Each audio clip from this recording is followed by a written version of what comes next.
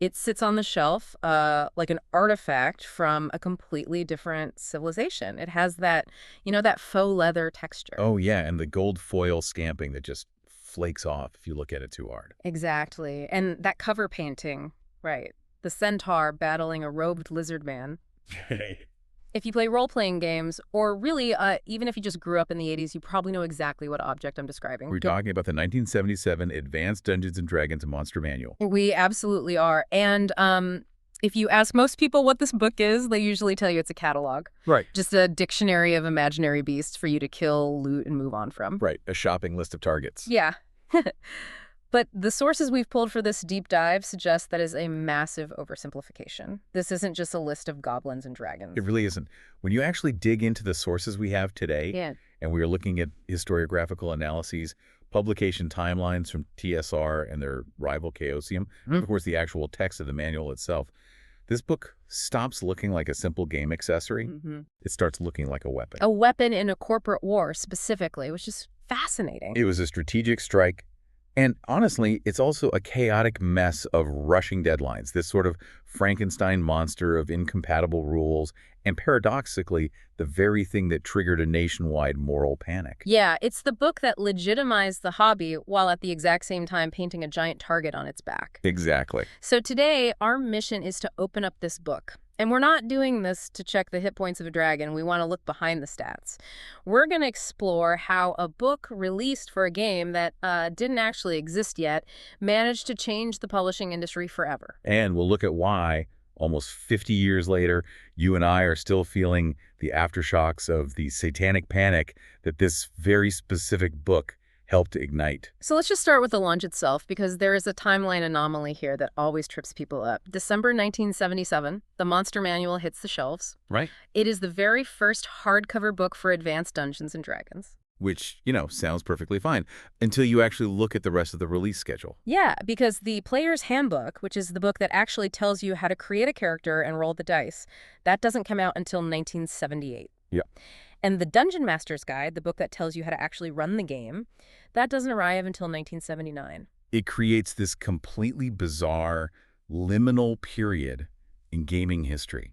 Right. For nearly 2 years, you have thousands of people buying a book of advanced monsters, but they have absolutely no advanced game to put them in. It's wild. They bought the enemies before they bought the weapons to fight them with. That's a great way to put it. It's like buying the engine for a Ferrari, but you're still driving a go-kart, and the manufacturer tells you, just bolt it on and see what happens. Right.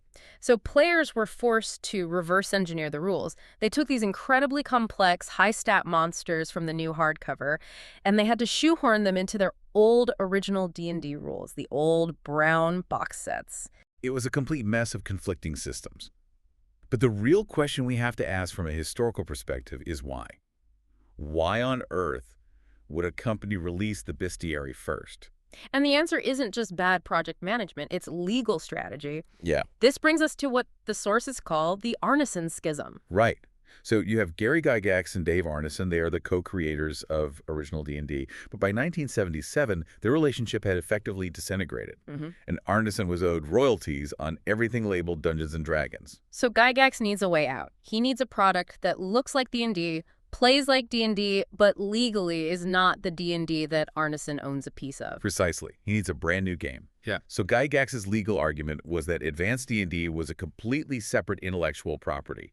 He actually wrote in the Dragon magazine at the time that AD&D had, quote, no similarity to the original game. Which, let's be honest, is a hilarious claim. I mean, both games feature elves, dwarves, fireballs, armor class, 20-sided dice. It's like saying this isn't a hamburger, it's a beef patty sandwich. It was legally bold, but factually highly dubious. But the Monster Manual was the first strike in that corporate war. By rushing it out the door, TSR established AD&D as a tangible, premium product that was distinct from the old boxed sets. It was essentially a maneuver to cut Arneson out of the royalty stream. Exactly. And what's fascinating to me is that the players were totally oblivious to this. They just thought, oh, cool, new monsters with better art. They didn't realize they were actively purchasing evidence in a contract dispute. They had no idea. But speaking of purchasing it, we really have to talk about the physical format, the hardcover itself. The hardcover revolution. Yes, because today, you and I expect RPG books to be these massive glossy hardcovers. But in 1977, that was unheard of. To understand why this mattered, you have to look at the context of the gaming industry back then. Right, because up until this point, RPGs were basically zines. Exactly. Just a few months before the Monster Manual came out, a rival company called Chaosium released a book called All the World's Monsters. And technically, based on the timelines, that was the very first RPG bestiary. But do you know how it was packaged? I think I saw this in the notes. It was loose leaf paper in a bag. A Ziploc bag. Oh. Literally 3-hole punched paper in a plastic bag. That was the industry standard. It felt completely disposable. It felt like something you ran off on a mimeograph in your garage. So when TSR drops a sewn-binding hardcover textbook that weighs 2 pounds... It signaled absolute legitimacy. It told the consumer, this isn't a cheap toy. This is a reference work. This is an encyclopedia. It completely changed the psychology of the buyer. You don't just throw away a hardcover book. You put it on a shelf next to your dictionary. Exactly. Made the hobby feel permanent in a way it never had before. It also gave the artists a much bigger canvas to work with. And the visual identity of this book is legendary among fans. Looking at the manual, you've got 2 names that dominate the pages. David C. Sutherland III and David A. Trampier. Ugh, the 2 Davids. And they could not have been more different from each other. Trampier was considered the golden boy of TSR. His art is iconic. He did the famous cover of the Player's Handbook, the miracle, the chaotic illustration. Oh yeah, his stuff is very moody, highly dynamic, lots of heavy shading. Very much so. But the sources note he was notorious for being unreliable. He would reportedly disappear to local bars in Lake Geneva right when deadlines were looming. Which left Sutherland as the workhorse of the art department. He had to clean up the mess. She really did. There's this famous story in the historiography about the dinosaur section in the Monster Manual. Oh, the all-nighter. Yes. The production team gets the proofs back from the layout department, and they realize there are huge gaps.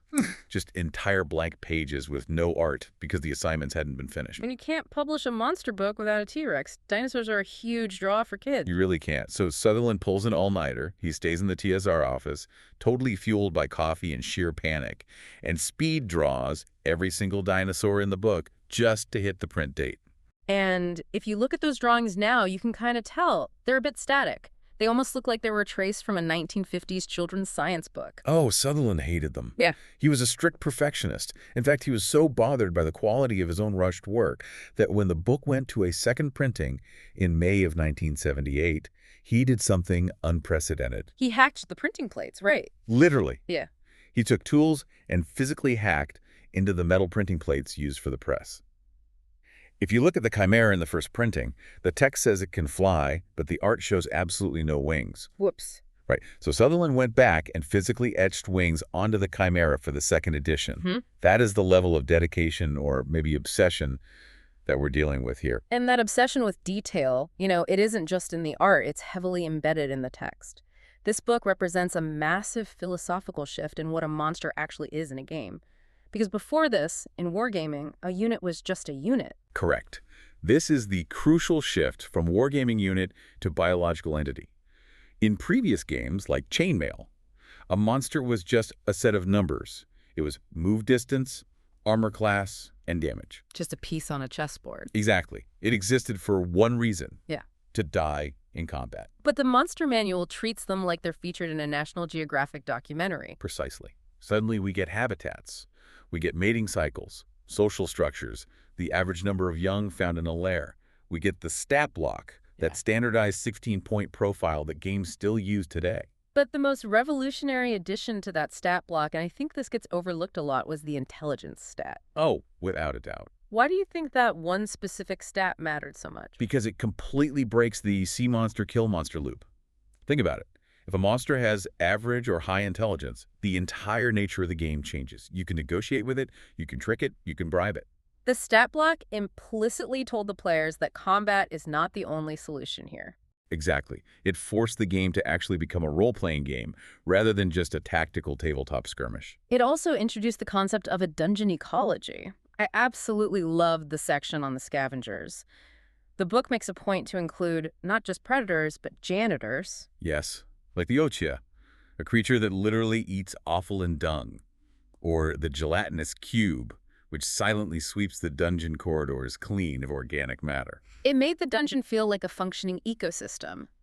The text actually explains that highly intelligent monsters would willingly allow Ochios to live in their lairs because they acted as a natural garbage disposal system. It's a symbiotic relationship. Right. It's a level of realism that traditional war games just never bothered with. But here's is where we hit a serious snag. Because, as we discussed, this book was released during that liminal period before the actual game rules were finished. So that incredible realism completely breaks down when you look at the mechanics. Oh, absolutely. There are some glaring glitches in here that must have driven players crazy. The alignment system is probably the biggest artifact of the rush job. Modern players know the 9-point grid. Yeah. Lawful good, chaotic evil, true neutral, and so on. It's perfectly symmetrical. But the 1977 manual doesn't use that at all. It uses a really bizarre 5-point system. You have lawful good, lawful evil, chaotic good, chaotic evil, and neutral. Which leaves massive gaps. What if you wanted to be neutral good? Or chaotic neutral? You just couldn't. No, those concepts literally didn't exist in the published rules yet. So you'll see monsters in the manual listed as neutral, good, or evil because the actual terminology hadn't been invented to describe them properly. It's like looking at a fossil of a system in transition, an evolutionary link that isn't quite a bird but isn't quite a dinosaur anymore. That's exactly what it is. And then, of course, there's the psionics conundrum. Oh, wow, yes. The absolute bane of every dungeon master in the late 70s. I was looking at the original pages, and it seems like every single monster in the book has a line item for psionics. They do. Every single one. And for 99% of them, that line just says nil. Just pages and pages of wasted ink. It's actually kind of funny when you think about it. Why include the line on every page if the answer is almost always no? But when a monster actually did have psionics, like the Mind Flayer or the Brain Mole, the rules were an absolute nightmare to run. Because it was basically a completely separate game layered on top. You had attack modes labeled A through E, things with great names like Eyed Insinuation or Psionic Blast. Right, and you had defense modes to counter them, like Intellect Fortress or Tower of Iron Will. And the kicker is you had to cross-reference them on a matrix. Yes. If I decide to use Eyed Insinuation, and you declare you're using Intellect Fortress, I have to stop the game, check column C against row 4 on a specific table just to see how many points you lose. It was a convoluted spreadsheet that slowed the game down to a crawl. The sources say most groups would just look at that psionics line, see the headache coming, and completely ignore it. I don't blame them at all. So we have this book with broken mechanics, missing alignments, and rushed art. But we also have a book that contains the sieves of massive, enduring franchises. The lore. Yes, the lore in here is a total kitchen sink of influences. It really is. Gygax grabbed inspiration from everywhere. Tolkien is obvious, of course. But also Greek mythology, Norse legends, medieval bestiaries, and cheap dime stores. Oh, the plastic toys from Hong Kong. I love this story. It's one of my favorite details about his creative process. Gygax essentially needed more monsters to fill the page count.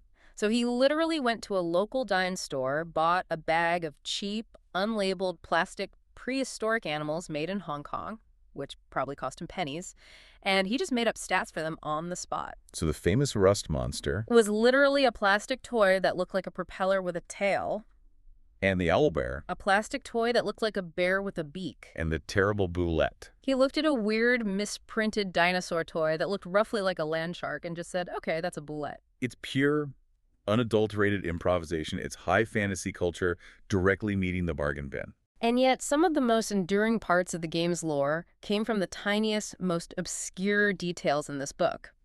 We have to talk about the Drow. Yes. Because today, the Dark Elves are a massive part of the brand. Huge novels, video games, everything.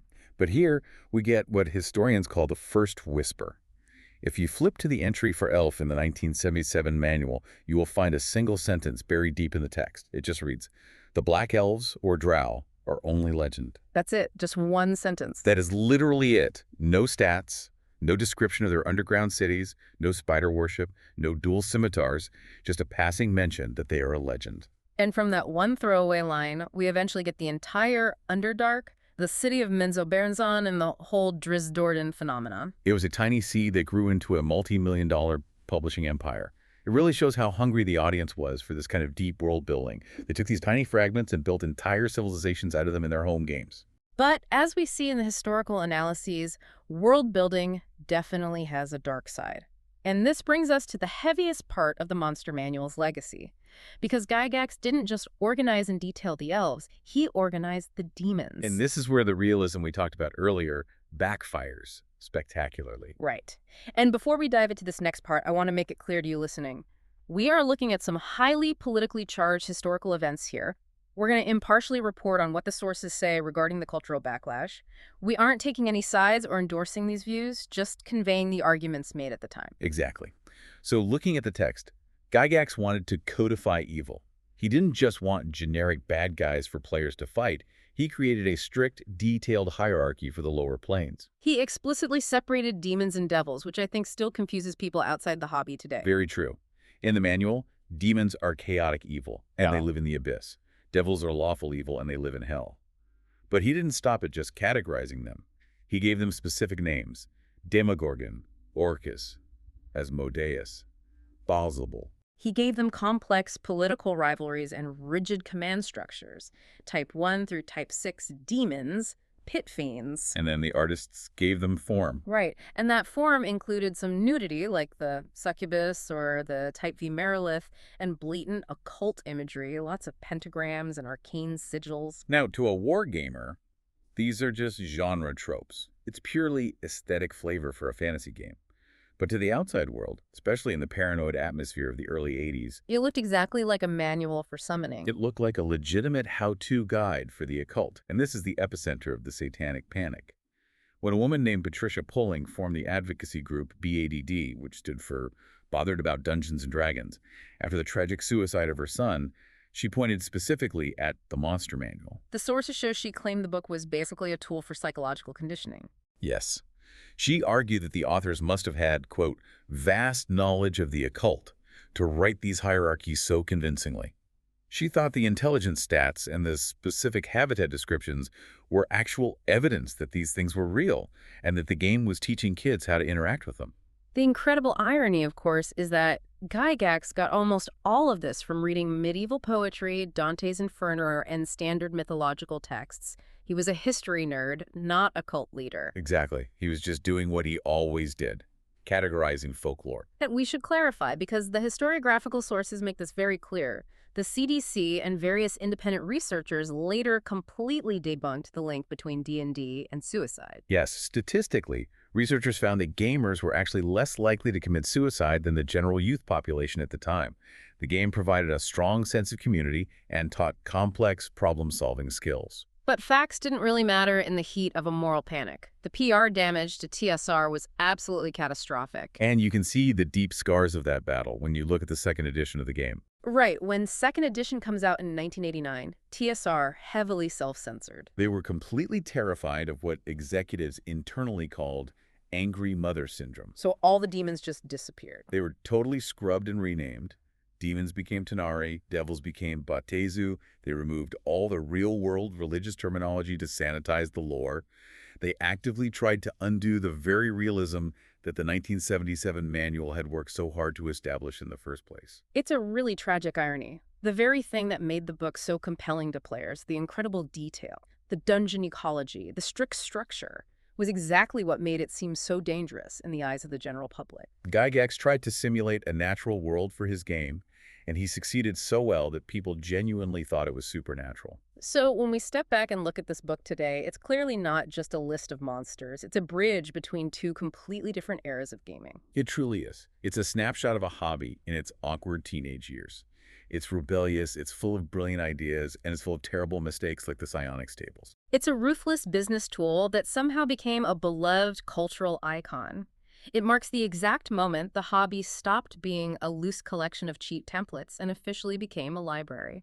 And it's a great reminder that sometimes the most influential things in history are the ones that happen completely by accident, like a rushed printing deadline, a plastic toy from a bargain bin, or a single throwaway sentence about a legendary black elf. Or a textbook about a demon that just looked a little too real for comfort. Exactly. Which leaves us with a provocative thought for you to mull over as we wrap up today.